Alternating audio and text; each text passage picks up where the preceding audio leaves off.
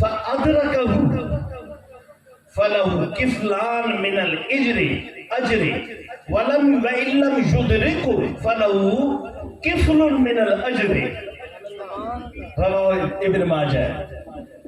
حضرت ابو ہریرہ رضی اللہ تعالیٰ عنہ، اس کا نام ہے عبد الرحمن بن صخرہ. کیا؟ عبد الرحمن ابو ہریرہ بن گیا. ہریرہ کہتے ہیں بلی کو، بلی کے کیا؟ بلی. بلی جیسے بلی جیسے گھر میں گھرے، بلی جیسے گھر میں آتا پھرے. تو ابو ہریرہ بھی 24 گھنٹے ہر وقت حضور کی خدمت میں رہتے تھے. حضور نے فرمایا ضرورنی حبن تزدد حبن، ابو ہریرہ کچھ کم آیا کرو تاکہ محبت بڑھے. یہ وہ ابو ہریرہ ہے، نہ گھر نہ مال نہ ملکیت نہ بیوی نہ بچے، کچھ نہیں تھا. صف ایک چھپر تھا، اس کے نیچے بیٹھا کرتے تھے، حضور کی زیارت کیا کرتے تھے. سبحان اللہ.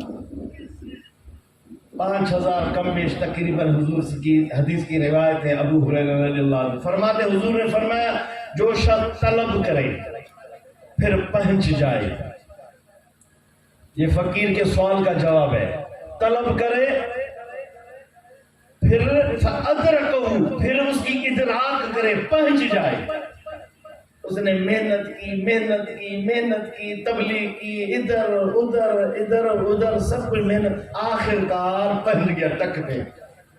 ایک ٹک پہ پہنچ گیا، ایک حد پر پہنچ گیا. یہ ایک حدود ہے نا، بارڈر ہے. ہمارے سندھ کا الگ ہے، پنجاب کا الگ ہے، پاکستان کا الگ ہے. ایک حد ہے. 7 آسمان کے اوپر عرش ہے، عرش کے اوپر ایک حد ہے. اس حد کا نام ہے عالم امر. جو ولی اللہ، جو نیک بندہ کا دل اڑ کر عروج کر کے وہاں پہنچ جائے نا، اس کو کہتے ہیں ولی اللہ. جو پہنچ جاتا ہے، حضور نے فرمایا فَلَهُ كِفْلَانْ، کفل کہتے حصہ، کفل معنی حصہ، کفلان معنی 2 حصے. میرے حضور نے فرمایا جو محنت کر کے پہنچ جائے، تبلیغ کرے، محنت کرے، قرآن پڑھے، حدیث پڑھے، بچوں کو پڑھائے، محنت کر کے پہنچ جائے، اللہ کا ولی بن جائے، اللہ کا دوست بن جائے، اس شخص کے لیے میرے نبی نے فرمایا ان کے لیے اللہ کے پاس 2 حصے اجر کے ہیں.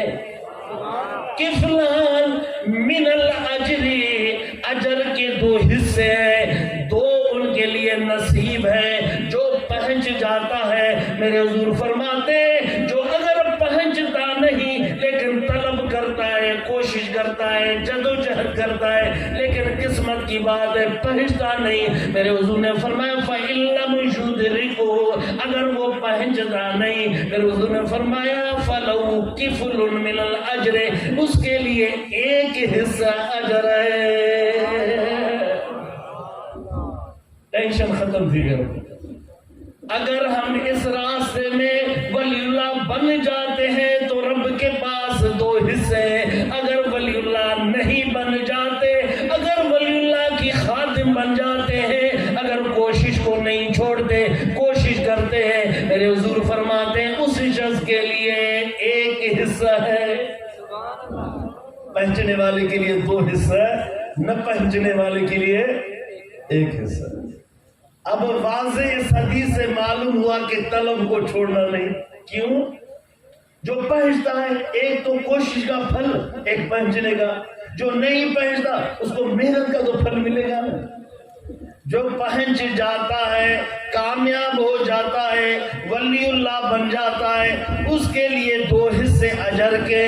اور جو نہیں پہنچتا لیکن اس کے لیے 1 حصہ ہے. علامہ جامی سے کسی نے پوچھا جامی یہ آپ تڑپ رہے ہیں، ہم تو کچھ نہیں دیکھتے، بتائیں آپ کا کیا مقصد ہے؟ خوبصورت جواب دیا علامہ شیخ جامی. فرماتے دیگر مقصود جامی از طلبم گفتہ کے چیزی، دیگر مقصود جامی. یہ جامی عام آدمی نہیں ہے، مدرسے میں ان کی کتاب پڑھائی جاتی ہے.